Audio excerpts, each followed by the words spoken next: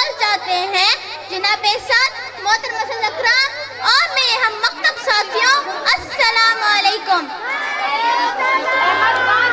آج میری تقریر کا عنوان ہے باادب بانصیب۔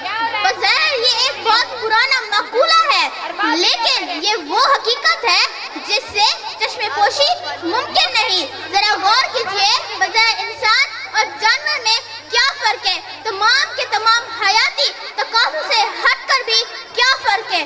جی ہاں، انسان اور جانور میں اگر کوئی فرق ہے تو وہ ہے ادب۔ یہ وہ تحفہ آسمانی ہے جو اللہ تعالیٰ نے انسان کو بطور خاص عطا کی۔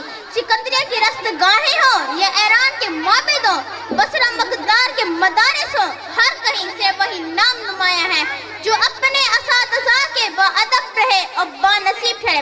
علی وقال، دنیا میں بانصیب کون؟ سرمایہ دار کون؟ حکمران بادشاہ، وزیر و مشیران سلطنت کون؟ جی، بانصیب وہ ہیں جن کے نام ہائے نامی، اسماء گرامی اور راگ طریق میں ہمیشہ ہمیشہ کے لیے محفوظ کر کے انہیں ان کے ادب نے امر کر دیا۔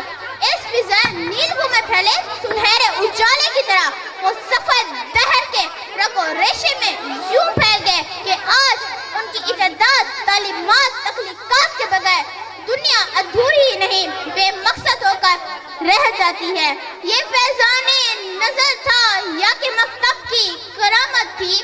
یہ فیضان نظر تھا یا کہ مکتب کی کرامت تھی؟ سکھائے کس نے اسماعیل کو آداب فرزندی؟ والسلام۔